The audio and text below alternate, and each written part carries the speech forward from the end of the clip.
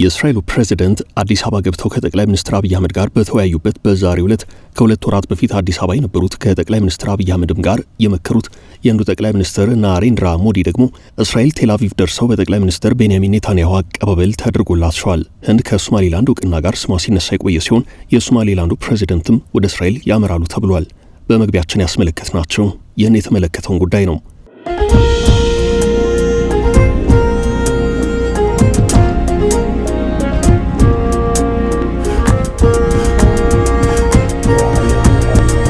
ሰላም ጤና ይስጥልን ውድ የፈታ ቤተሰቦች እንደምን ቆይታችኋል?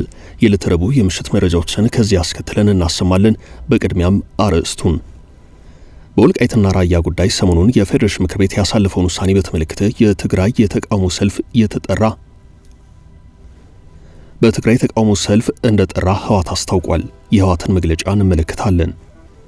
የእስራኤሉ ፕሬዝዳንት አዲስ አበባ ገብተው ከጠቅላይ ሚኒስትር አብይ አህመድ ጋር በተወያዩበት በዛሬው ዕለት ከሁለት ወራት በፊት አዲስ አበባ ከጠቅላይ ሚኒስትር አብይ አህመድ ጋር የመከሩት የህንዱ ጠቅላይ ሚኒስትር ናሬንድራ ሞዲ ደግሞ እስራኤል ቴል አቪቭ ደርሰው በጠቅላይ ሚኒስትር ቤንያሚን ኔታንያሁ አቀባበል ተደርጎላቸዋል። ህንድ ከሶማሌላንድ እውቅና ጋር ስሟ ሲነሳ የቆየ ሲሆን የሶማሌላንዱ ፕሬዝዳንትም ወደ እስራኤል ያመራሉ ተብሏል። የእስራኤል ፕሬዝዳንት ኢሳቅ ሄርዞግ በዛሬው ዕለት በይፋ የሥራ ጉብኝት አዲስ አበባ ተከስተዋል። ፕሬዝዳንቱ ከኔታንያሁ የተሰጠ አንድ ልዩ ተልዕኮ ይዘው ስለመምጣታቸው እየተነገረ ነው። እስራኤል 6 ሀገራት ያሉበት ህብረት እያደራጀች ሲሆን ኢትዮጵያ የዚህ ጥምረት አባል እንድትሆን ጥያቄ ይቀርብላታል ተብሏል። በአፍሪካ ቀንድ ውጥረቱ ባየለበት ተጠባቂው እንግዳ ከጠቅላይ ሚኒስትር አብይ አህመድ ጋር ተገናኝተዋል። በዛሬው ዕለት በ4 ኪሎ በጥብቅ ተመክሯል። ከሳምንት በፊት ከባዱ ውዝግብ ያስነሳው መግለጫ በአዲስ አበባ ከተሰማ በኋላ ፕሬዝዳንቱ በአዲስ አበባ ከጠቅላይ ሚኒስትር አብይ አህመድ ጋር ተገናኝተው መምከራቸው ትኩረት ስቧል። ምክክሩን ተከትሎም ፕሬዝዳንቱ መልእክታቸውን በአማርኛ ቋንቋ ማጋራታቸው ሌላኛው ትኩረት የሳበ ጉዳይ ነው። የጠቅላይ ሚኒስትር አብይ አህመድ የምስራቅ አፍሪካ ጉዳዮች አማካሪ ሚኒስትር አቶ ጌታቸው ረዳ ጥብቅ ማስጠንቀቂያ አሰምተዋል። አቶ ጌታቸው መወገድ ያለበት ይወገዳል ብለዋል። የተባበሩት መንግስታት ድርጅት የጸጥታው ምክር ቤት በሱዳን ፈጥኖ ደራሽ ኃይላት ላይ ማዕቀብ ጥሏል። በአራት የጦር አመራሮች ላይ ያተኮረው ማዕቀብ የጀነራል ሐሚቲን ወንድም ጭምር ይመለከታል ተብሏል። ይህን ጨምሮ በመግቢያ ያስተዋወቅናችሁን ጉዳዮች አንድ ባንድ እየነገርን እናቆያችኋለን። አብራችሁን ስለምትሆኑ እናመሰግናለን።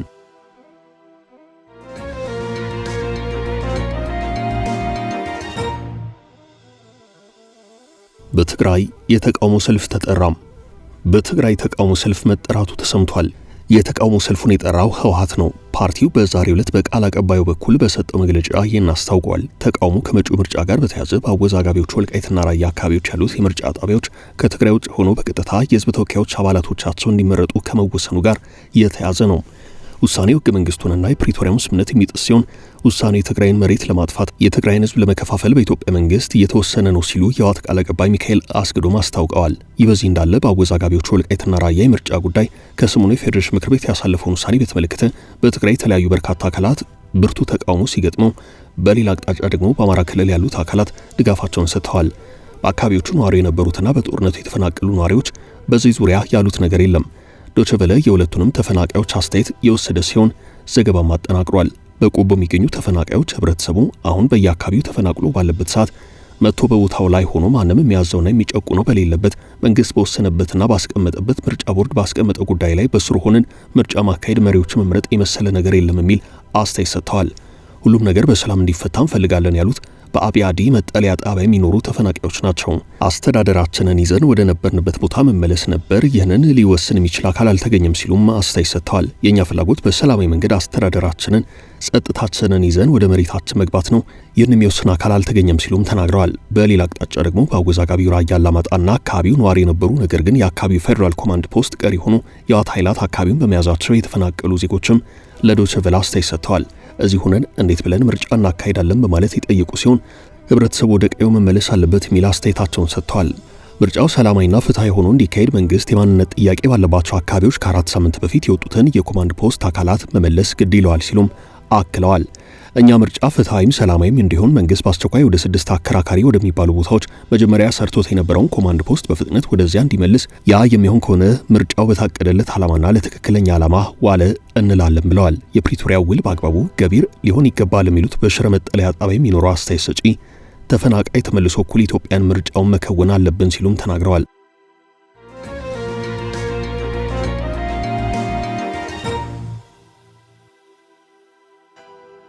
ይወገዳሉ። የጠቅላይ ሚኒስትሩ አማካሪም የጠቅላይ ሚኒስትር አብይ አህመድ የምስራቅ አፍሪካ ጉዳዮች አማካሪ ሚኒስትር አቶ ጌታቸው ረዳ ጥብቅ ማስጠንቀቂያ ሰጥተዋል። አቶ ጌታቸው ረዳ በአዲስ አበባ ከትግራይ ከተወጣጡ የፖለቲካ ሊቃን ጋር ጦርነት እንዳይነሳ በሚያስችሉ ጉዳዮች ላይ ለመምከር በተካሄደ ውይይት ባሰሙት ንግግር ታግለን ጦርነቱ እንዳይነሳ እናድርግ ብለዋል። አቶ ጌታቸው ግጭት ከመነሳቱ በፊት ማድረግ ያለብንን ነገር አስቀድመን እናድርግ፣ መስራት ያለብንን በሚስጥር እንስራ።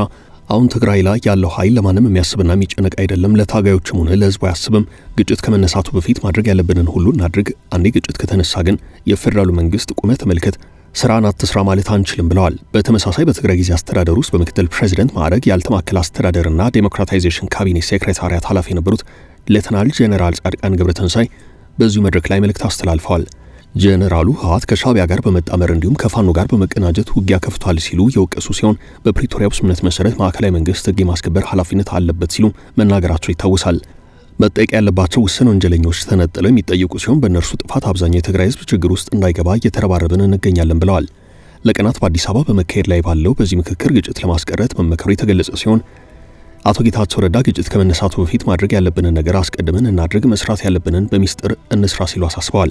አቶ ጌታቸው ይህን ማሳሰቢያ መስጠታቸው የተሰማው በትግራይ ጉዳይ በአዲስ አበባ ሰላማዊ ሰልፍ ሊደረግ መሆኑን ያመላክተ መረጃ ከወጣ በኋላ ነው። ጌታቸውን ጨምሮ ሌሎች ከፍተኛ አመራሮችን የያዘው ስብሰባ ለሰልፉ በመዘጋጀት ላይ መሆኑ ታውቋል።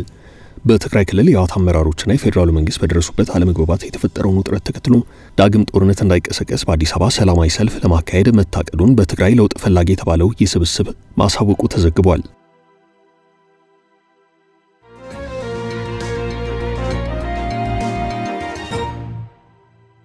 ኢትዮጵያ የእስራኤልን ጎራ እንድትቀላቀል ጥሪ ቀረበላት።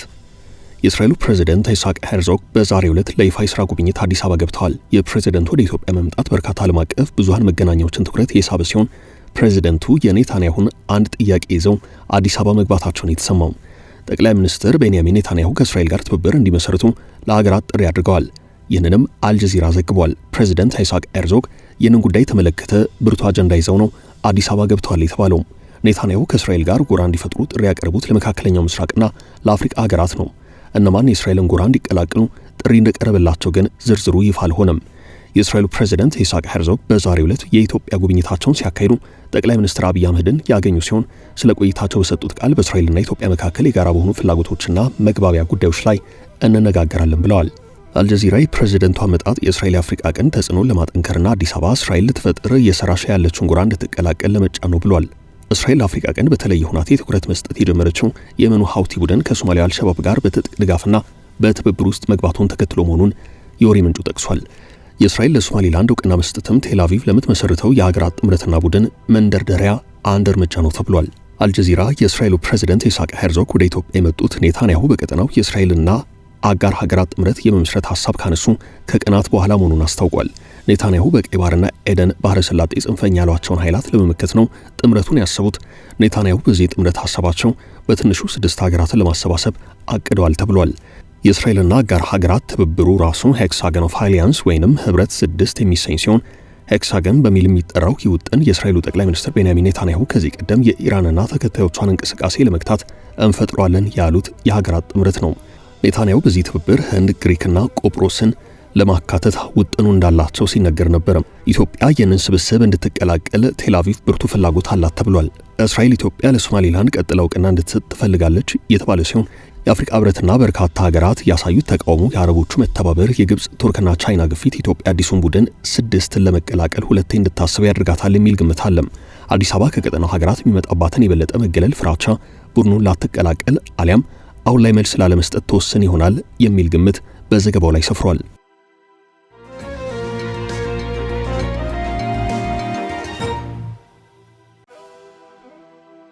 ውዝግብ ካስነሳው መግለጫ በኋላ የ4 ኪሎ ምክክር በአፍሪካ ቀንድ ውጥረቱ ባየለበት ተጠባቂው እንግዳ ከጠቅላይ ሚኒስትር አብይ አህመድ ጋር ተገናኝተዋል። ከሳምንት በፊት ከባድ ውዝግብ ያስነሳው መግለጫ ከአዲስ አበባ ከተሰማ በኋላ ፕሬዝዳንቱ በአዲስ አበባ ከጠቅላይ ሚኒስትር አብይ አህመድ ጋር ተገናኝተው መምከራቸው ትኩረት ስቧል። በዛሬው ዕለት የእስራኤሉ ፕሬዝዳንት አይሳቅ ሄርዞግ አዲስ አበባ መግባታቸው ይታወሳል። ፕሬዝዳንቱ ዛሬ ከሰዓት ከጠቅላይ ሚኒስትር አብይ አህመድ ጋር ተገናኝተው መክረዋል።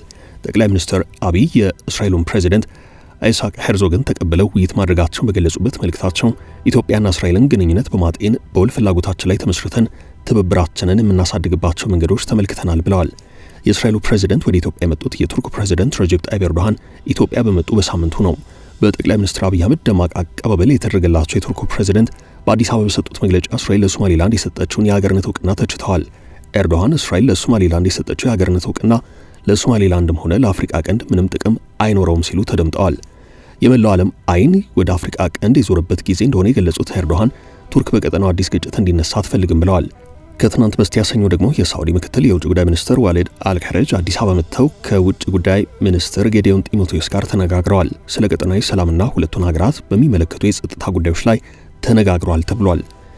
ከሁለት ሳምንታት በፊት ደግሞ የሳዑዲ አረቢያው የውጭ ጉዳይ ሚኒስትር ልዑል ፋይሰል ቤን ፋርሃን በአዲስ አበባ ከጠቅላይ ሚኒስትር አብይ አህመድ ጋር በሁለትዮሽ እንዲሁም በቀጠናዊ ጉዳዮች ላይ መምከራቸው ተዘግቧል።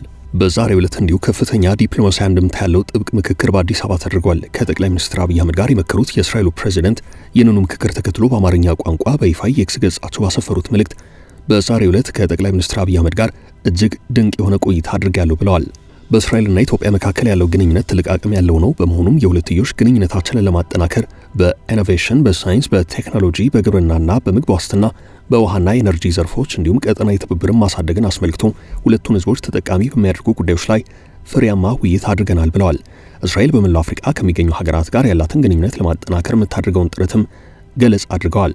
ኢትዮጵያ በአፍሪካ አህጉር ከሚገኙ ሀገራት ወሳኝና የእስራኤል ቁልፍ አጋር ሆና ለ10 ዓመታት የቆየች ሀገር ናት። ትብብራችን በቀጠናው ዙሪያ ሰላምን፣ አንድነትንና የጋራ ተጠቃሚነትን በሚያረጋግጥ መልኩ የሚቀጥል ይሆናል ብለዋል የእስራኤሉ ፕሬዝዳንት።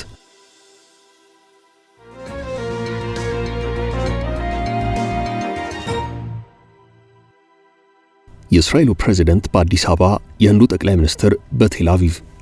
የእስራኤሉ ፕሬዝዳንት አዲስ አበባ ገብተው ከጠቅላይ ሚኒስትር አብይ አህመድ ጋር በተወያዩበት በዛሬው ዕለት ከሁለት ወራት በፊት አዲስ አበባ ላይ ከጠቅላይ ሚኒስትር አብይ አህመድ ጋር የመከሩት የህንዱ ጠቅላይ ሚኒስትር ናሬንድራ ሞዲ ደግሞ ቴል አቪቭ ደርሰው ከኔታንያሁ ጋር ተገናኝተዋል። ህንድ ከእስራኤል ጋር አንድ ሰሞን ስሟ ሲነሳ የነበረች ሀገር ናት። ከእስራኤል ቀጥሎ ለሶማሌላንድ ሀገራዊ እውቅና ልትሰጥ ትችላለች በሚል ነው ስሟ የሚነሳው። ይህ መረጃ በስፋት መሰራጨቱን ተከትሎ ህንድ እየተሰራጨ ያለው መረጃ አስተባብላ ነበርም። ልክ እንደ ህንድና እስራኤል ሁሉ ስሟ ከሶማሌላንድ ጋር ተያይዞ የሚነሳው ኢትዮጵያም እስራኤል ለራስ ገዟ እውቅና መስጠቷን ተከትሎ ተመሳሳይ አካሄድን ልትከተል ነው በሚል ትንታኔና አስተያየት ሲሰጥ ነበርም። እስካሁን በኢትዮጵያ መንግስት በኩል በእነዚህ መረጃዎች ዙሪያ የማረጋገጫም ሆነ የማስተባበያ ምላሽ የተሰጠበት ሁናቴ የለም። እስራኤል ለራስ ገዟ ሶማሌላንድ የሰጠችውን እውቅና በተመለከተ በርካታ ሀገራትና ዓለም አቀፍ ተቋማት ሳይቀሩ የተቃወሙት ሲሆን ከሶማሊያ ጎረቤቶች መካከል ኢትዮጵያና ኬንያ የድጋፍም ሆነ የተቃውሞ ድምጻቸውን ሳያሰሙ እንዲሁ ያለፉት ሀገራት ሆነዋል። የእስራኤሉ ፕሬዝዳንት ይስሐቅ ሄርዞግ እግራቸው በረገጠበት ወቅት በሌላ አቅጣጫ ከሁለት ወራት በፊት አዲስ አበባ ላይ ከጠቅላይ ሚኒስትር አብይ አህመድ ጋር የመከሩት የህንዱ ጠቅላይ ሚኒስትር ናሬንድራ ሞዲ ቴል አቪቭ ገብተው ከኔታንያሁ ጋር ተገናኝተዋል። ይህም በእስራኤል ፊት አውራሪነት በምስራቅ የአፍሪካ ቀንድ እየተፈጠረ ያለውን የኃይል አሰላለፍ የሚያሳይ ነው የሚል ትንታኔ እየተሰማበት ነው።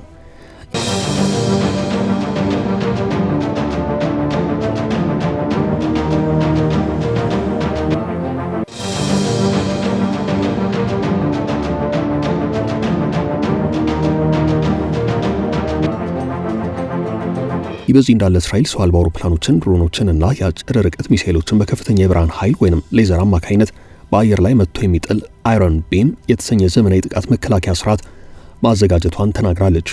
ይህ በቴክኖሎጂ ዓለም ከፍተኛ ትኩረት የሳበው ስርዓት እስካሁን በስራ ላይ ካለው አይረን ዶም የመከላከያ ሚሳኤል ጋር ተቀናጅቶ የሚሰራ ነው። የዚህ አዲስ የሌዘር መከላከያ ስርዓት ዋነኛ ጠቀሜታ የምርት ወጪው እጅግ ዝቅተኛ መሆኑ ነው። የአይረን ዶም አንድን የሚመጣ ጥቃት ለማክሸፍ የሚተኮሰው አንድ ሚሳኤል በአማካይ እስከ $50,000 የሚጠይቅ ነው። አዲሱ የሌዘር መሳሪያ በአንድ ጊዜ ለመተኮስ የሚያስፈልገው ወጪ ከ2 እስከ $5 የኤሌክትሪክ ፍጆታው ብቻ ማለት ነው እንደዛ እንደሆነ ተገምቷል። ይህም ሀገሪቱ በዝቅተኛ ወጪ ከፍተኛ ጥቃቶችን እንድትመክት ያስችላታል ተብሏል።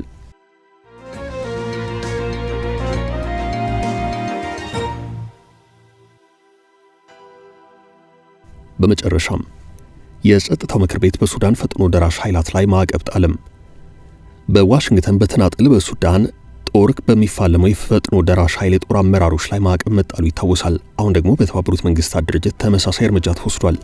የጸጥታው ምክር ቤት ማዕቀቡን በአራቱ የፈጥኖ ደራሽ አመራሮች ላይ ጣለው በአሜሪካ፣ እንግሊዝና ፈረንሳይ የቀረበ ሐሳብን ተከትሎ ነው። ሶስቱ ሀገራት የማዕቀብ ሐሳቡን በፌብሩዋሪ 17 ለጸጥታው ምክር ቤት ማስገባታቸው የታወቀ ሲሆን በአራት የፈጥኖ ደራሽ ጦር አመራሮች ላይ ማዕቀብ የሚጥለው ረቂቅ ውሳኔ ሪዞሉሽን 1591 ተብሎ እንደሚጠራ ታውቋል። ማዕቀቡ የጉዞ ዕቀባን ጨምሮ ሀብት እንዳይንቀሳቀስ የሚያግድ ነው። ማዕቀቡ ከተጣለባቸው መካከል የፈጥኖ ደራሽ ኃይላት ምክትል አመራር የሆኑት አብደላ ራሂም ሐምዳን ዳጋሎ አንደኛው ናቸው። እንዲሁም የሐሚቲ ወንድምና በጦሩ ቁልፍ የአመራርነት ሚና ያላቸው መሐመድ ሐምዳን ሐሚቲ ዳጋሎም ይገኙበታል። የተመድ ማዕቀብ የፈጥኖ ደራሽ ኃይላት የሰሜን ዳርፉር ኮማንደር የሆኑት ጌዶ ሐምዳን አህመድን እንዲሁም ብርጋዴር ጄኔራል አቡ ሉሉም የሚሰኙ አመራር ይካተታሉ። ከዚህ ቀደም የአውሮፓ ህብረትና አሜሪካ በተናጠል በእነዚህ ግለሰቦች ላይ ማዕቀብ ጥለዋል። ሱዳን ፖስት እንደዘገበው የፈጥኖ ደራሽ አመራሮች በሰብአዊ መብት ጥሰትና በጦር ወንጀሎች ጉዳይ ማዕቀብ ተጥሎባቸዋል። በተለይ የፈጥኖ ደራሽ ኃይላት በሰሜን ዳርፉር አልፋሽር የፈጸሙት ጭፍጨፋ በዓለም አቀፍ ማህበረሰብ ዘንድ በእጅጉ መወገዙ ይታወሳል። ውድ ቤተሰቦቻችን ለዛሬ ያዝንላችሁን ርዕሰ ጉዳዮች እዚህ ላይ ቋጨን። ላይክ፣ ሼር እና ኮሜንት በማድረግ ለቻናላችን ድጋፋችሁን መግለጽ እንዳትዘነጉ እያልን ከሌሎች መረጃዎች ጋር ደግመን እስክንገናኝ ቸር ያሰማን ስንል ተሰናበትን።